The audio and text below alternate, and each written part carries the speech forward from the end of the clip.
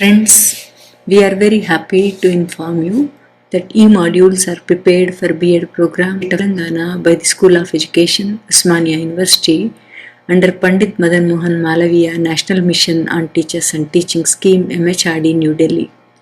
It's indeed our pleasure to share with the teacher educators and the prospective teachers and get maximum benefit out of it. It's a first of its attempt by us. We continue to add many more such lessons to share with you all.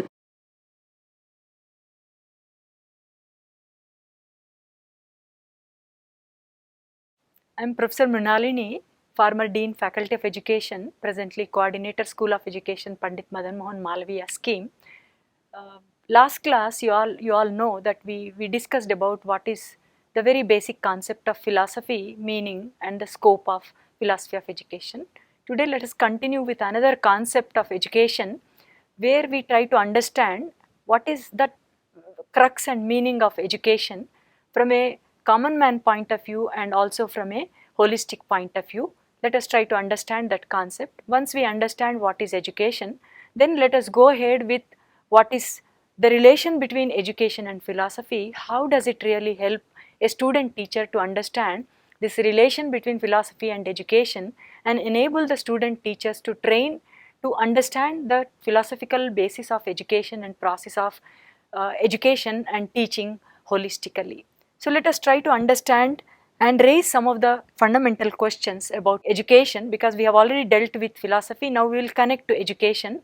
And when you try to really look at the whole purpose of education, why this education at all, and what is that education at all, and why people think about education differently, all those issues let us try to deal one after the other. Now, if I ask you a generic question, why do you think that you need education? Why people need to educate themselves? So most of the answers we get from them is it is for the employment, for the life. Somebody give different kind of meaning for education, and some people feel in a general manner when you ask somebody he is a literate or he is an illiterate person, and they say because he don't have education he is an illiterate person. So what is that education all about? So when you try to understand this whole meaning of education, some people think education is for employment, for career development, for a degree purpose, and get into the examination. So this whole formal setup people think as education. And if you look in a very distant point of view or in a holistic point of view or from broader connotation, you understand education is a lifelong process. It is not something limited to per se degree where you get a formalized education, maybe graduation, maybe post graduation, schooling, whatever you are doing, people think that is education. So I would say this is a formalized kind of education or formalistic education where you undergo a process in a systematic way, in a continuous way with some rules, regulations, norms, a certification and examination. So this is how most of us think, or most of the people have an understanding about education. But when you look in a very broader way, it's a lifelong process. The day you start, the morning you start, the life you start, every day in and out, every experience that you get in day-to-day life, wherever you get into know something, or wherever you get awareness about something, wherever you transform yourself, wherever you get conscious about certain things, all that processes, every day's experience, I can say is education in a broader connotation. So like that, people think variously about education. Some people think it will lead to critical thinking, some people think it should lead to logical thinking, reasoning. Of course, these all things keep happening in our day-to-day life. So we can say in a holistic way, it's a cumulative experiences, all that we have in our life. Maybe in a holistic manner we can think of education. But let us also look at very technically, what is that education all about? And what is the scope of education? What are the different ways where you look at education, whether it's a formal education, informal education, or non-formal education, or a broader way view of education, or in a very narrow point of view of education. But let me just pinpointedly talk to you about what is the meaning of education in a very etymological way, that is literal meaning of education. When you say E is to lead out, educere or ducere, care, educere, educatum, like that, there are varied words taken from the Latin word which is the root word of education. So when you say leading out, what is that leading out? Leading out of ignorance. In our Eastern point of view, they say tamasoma jyotirgamaya. When you say tamasoma jyotirgamaya, that means you lead out of ignorance or darkness. Tamasoma is darkness. So when you lead out of darkness, that is you are leading into light. Light is awareness. Light is overcoming the ignorance. Light is knowing about something you don't know. So like that, varied meanings are there, but literality speaks about leading you out of ignorance which you do not know, or which you have no idea about what is all about. So like that, we can say it's a lifelong process. Every experience you construct and reconstruct and try to understand, learn, get awareness, get to know about varied things. That is how that creation of awareness and overcoming that ignorance itself is called literally what is education. Then when you look at what are the other terms that can be used, you must have heard the word pedagogy sometimes. You must have heard from eastern side shiksha or shikshak as teacher, shiksha as education, and the whole vidya, vidyalaya. These are all the synonymous terminologies that are used to connote education term. So when you say shiksha, it's a kind of a training process, we say. So similarly, when you say pedagogy, it is art or science of teaching, or a profession of teaching, or professionalization of teaching. So like that, this teaching profession requires a teacher to get acquainted with all this professionalism and professional skills and competencies to become a teacher, to educate the child appropriately. That is, you should know whether you are a shikshak, whether you are an educator, or what you are using for teaching. Is it a pedagogy? How is it pedagogy? Is equivalent, in other words, to education. Similarly, vidya is a root word which is another alternate synonym we can use for education, which means from the Sanskrit root word vid it has come. So when you say vid means it is to know. Again, knowing is, outcoming of unknowing things or what you don't know. That's how you can understand what is education in a literal way. Then what is the purpose of education? Also, maybe in other words, we can say to give some kind of logical thinking, critical thinking, maybe building knowledge in the child or in the student to understand the child, or maybe socialization process, the whole socialization process, how you can bring that change through modification or behavioral change in a student, or in building or inculcating some of the values in a child which the child don't know, the morality principles, or maybe the potentiality that is required for a child to understand the reality about the whole lot of this world, or worldly knowledge, or maybe the spiritual knowledge, or maybe that potential that is there. Mostly people say education is drawing out the potential within the child. So when you draw out that potential, that abilities, that capabilities, that innate aptitude, the very original nature of the child, if we can bring out, that is what we call potential. So education, in a very broader connotation, we can say it is bringing out the potential that is within the child. In a way, from Eastern point of view or even Western point of view, you draw out that soul. That is, the soul is the real original purity of the child that is there with some potentials. So that drawing out the soul, or drawing that is within the potential, we can say education. In a way, we are transforming the child's potentialities into actualities. That is, you bring that whatever is the original potential in the child. As a teacher, you should bring out through the process of education into actuality, that is action form, or make it happen in their day-to-day life. That is how you can look at what is education. This is all, to understand the self, insight and influence and surroundings, this whole lot of it. I will also talk to you about this when I discuss you in my next lesson about the nature of the child. So here, these are some of the pictures which you can know how education helps you.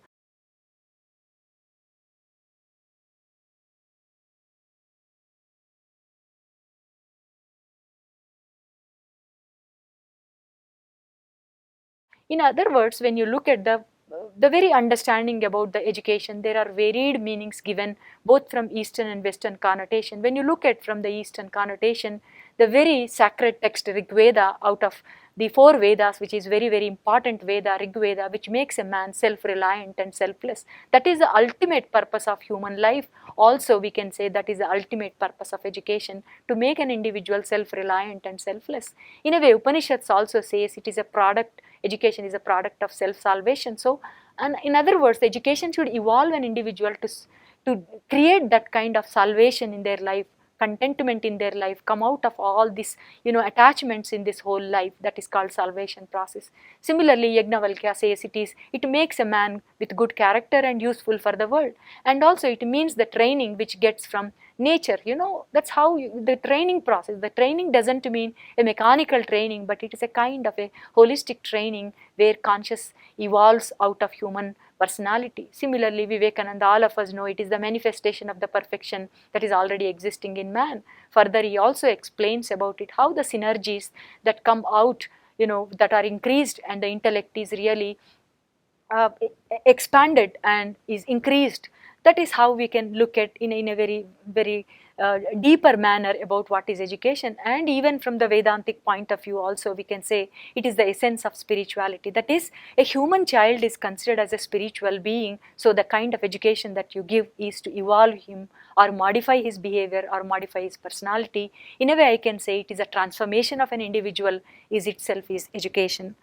Then when you look at from various other points of view, Shankaracharya says it is the realization of the self, that is the ultimate of human purpose of life. Similarly, Aurobindo Ghosh says it is to draw out the soul that is within oneself. So that's how you can look at. Even Tagore point of view, he goes in a very aesthetic connotation, how education is a kind of truth which emancipates us from the bondage and from the dust gives us the wealth, and not of things but of inner light. So that kind of power of light, power of love that is within us, which is insiding. So to give them a very creative expression, the education will help us. Similarly, Mahatma Gandhi looks at 3 H's: head, heart and hand education. So it's a kind of, he is not only talking about the external point of view but also from the internal point of view.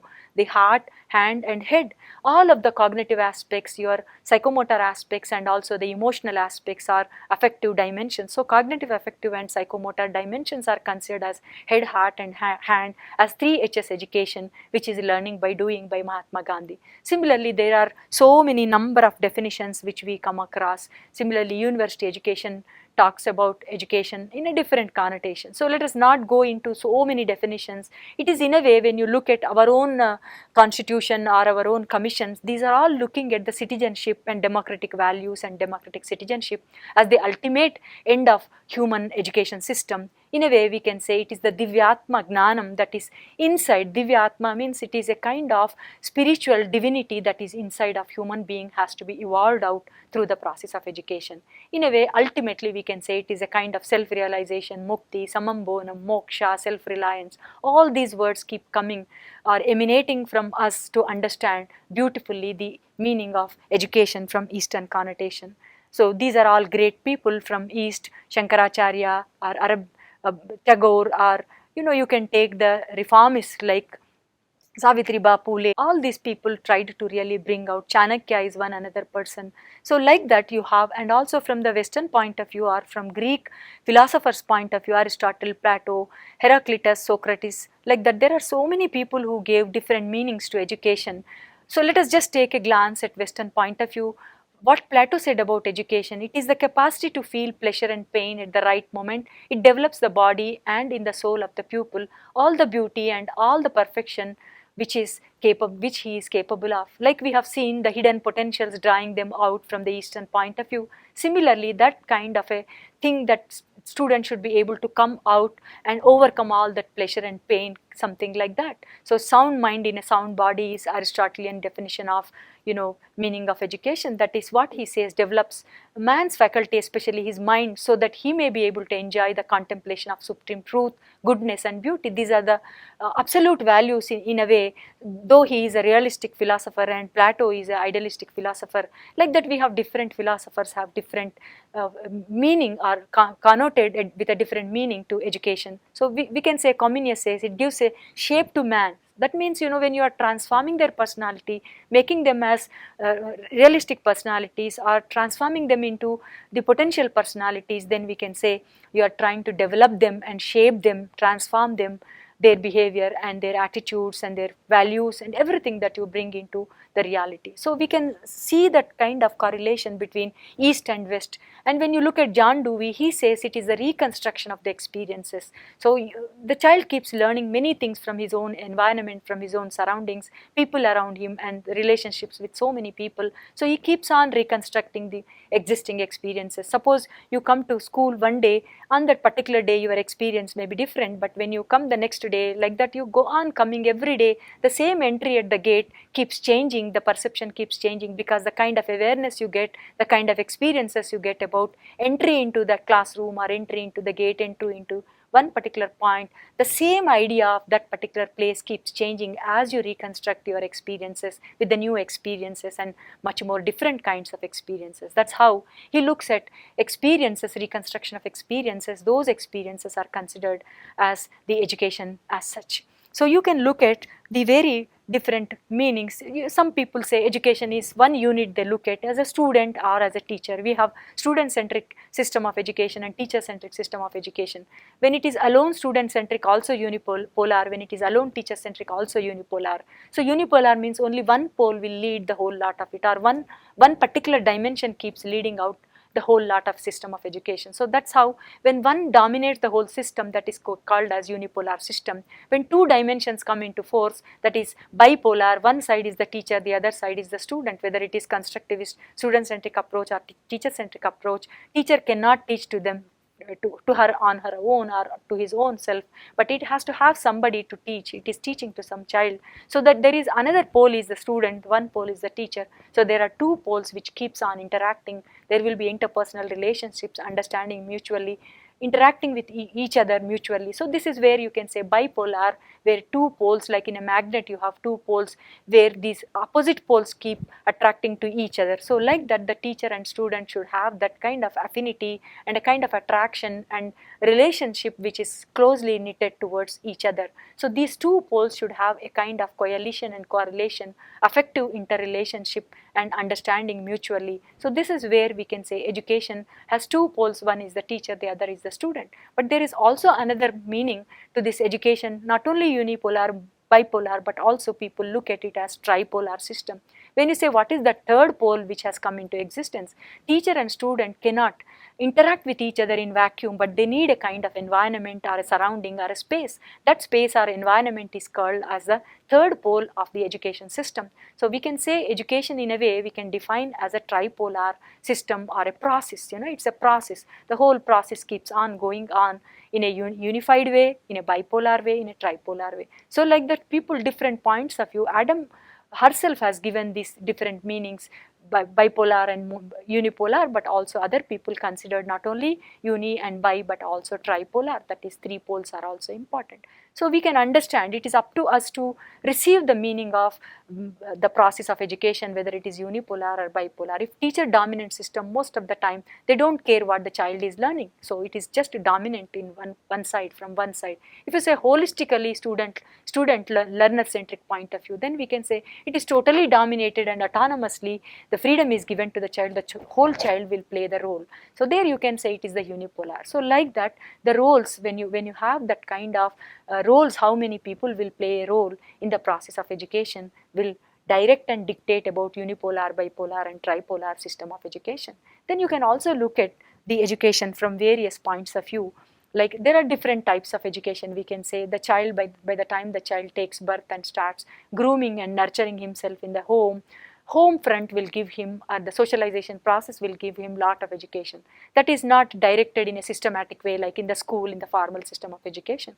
When you learn something, when the child learns informally without any conscious effort, without making any kind of planned actions and planned efforts, then that system or that type of education is called as informal system of education. When some planned effort is made, like in the school or college or institutionalized education system, when there is some effort is made to plan things in a systematic way and have certain goals set for them and achieve those goals through the process and means, then you can say it's a formal system of education. But when you say something, neither it is informal nor it is formal, but it is something which just happens without our knowledge sometimes, maybe a TV you view, a cinema you view, or you interact with a person, with a neighbor, or you have some other experiences of your own with so many other agencies. All these agencies which are non-formally connected to human personality development, those are all can be considered as a non-formal type of education. So you can have either formal system or informal system or non-formal system, or together formal, informal and non-formal system. It keeps happening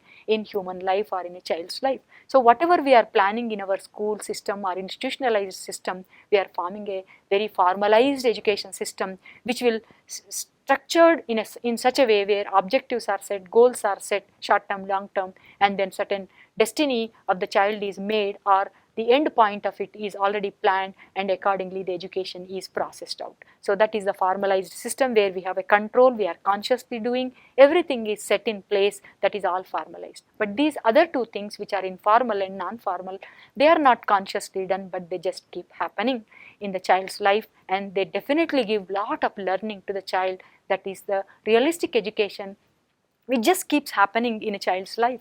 So like that we can say these are different types of education. And let us look at how you look at the education as formal from a narrow point of view or from a broader connotation. When you say the child, the learning is a lifelong process. When I say it starts from womb and it ends with the tomb, that is from the birth till death, from the cradle to the grave, whenever you say these two continuum, on the continuum two extremities, right from the beginning till the end of human life, we keep on learning, we keep on getting education. So in a broader connotation, when you look at education, is something which happens all through our life, from womb to tomb, or cradle to grave, or birth to death. All these experiences, these all experiences will contrive us to understand and learn many things in a broader connotation. As I told you, the formal system of education is like a narrow meaning of education, where people say he is an illiterate because he don't have a degree, he has not gone to school, or he has not learned formally, so he is an illiterate. So that kind of understanding of education is a formalized education or a narrow meaning of education. But when you say broader connotation, all non-formal, informal, many reconstruction of experiences, so many things in our life, lifelong happening, that is a broader connotation of what is education. So we can understand broad connotation of education meaning and a narrow connotation of education. Narrowly we look at education means this degree or whatever it is. So that is not alone is education. Maybe that is one point of view of education, but holistically when you look at the whole purpose of education is lifelong education in a broader connotation. So like that, the purpose of education is to make us to build as a national citizen, or acquire all those citizenship qualities and become a real human being, and also certain general functions where we have to develop certain decision making functions and discretion functions and all those personality related characteristics we need to build in, and all the morality and values we need to build in. So like that, the holistic purpose of education is also to make an individual as a holistic personality. Now let us try to understand what is the relationship between this education and philosophy. This is summing up of what is education. I have given you etymological meaning of what is education and what are the synonymous terms of education as shiksha, pedagogy or vidya. All these things I have given you, and formal and informal and non-formal types of education also I have told you. The narrow and broader meaning of education also I have explained to you. So this is in a nutshell what is the meaning of education and nature of education as such. Let us go into the relationship between what is education and philosophy. What is the relation? Like philosophy is one side, a theoretical dimension. The education is on the other side, a practical dimension. So when you look at theory and practice, all of us know theory is static and practice is dynamic side. So just like that, the philosophy is a theoretical side, which is a static side, which will remain there and which will try to give us the direction and lay a path and tell us what are the aims of education, what should be the curriculum, and how are the values or what values are required from different philosophical perspectives. It will tell us, it will give us a direction, and it will tell us what to do, what is curriculum, what is discipline, what is a student, role of a teacher, and what are the disciplinary practices you need to practice. Everything is given a direction and laid a path by the philosophy. On the other side, education will take the things from philosophy and put into action to happen in the field. So that happening in the field dynamically is the role of education. Even if you have everything construed for you, but if you don't put into action, it has no meaning. So reason why we say these education and philosophy are like two sides of the coin. Without one side or any side of the coin becomes invalid, or it will not be useful at all. So similarly, human life or education system should have both important aspects, that is theoretical side, that is the direction given, ideology given, and the path is laid and everything is directed by it. So that is philosophy will give you a kind of direction and other things. You can look at that comparison, how it is made. So like that, whole lot of it is built by philosophy that is taken by education and put into action. So this theoretical or theory and practical are contemplative side is the philosophy where it keeps on dwelling upon various things, what is right, what is good, how it should go, and whom should it be given, in what context it should be given. All that is given a direction by the philosophy. So without this education, the philosophy becomes, or without philosophy, education will become blind, and without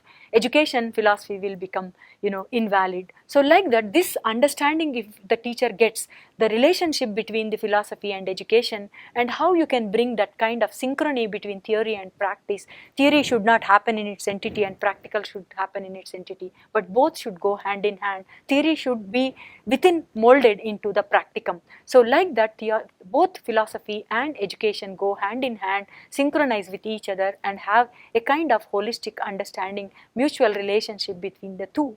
So if these two can be understood by the teacher in an appropriate way, I think education and philosophy will have a kind of, I would say, a marriage between education and philosophy will lead to a better kind of education system that has to be understood by the teacher and student teacher when they are implementing their system, or when they are teaching in the classroom, when they are able to understand the meaning of education from a holistic point of view.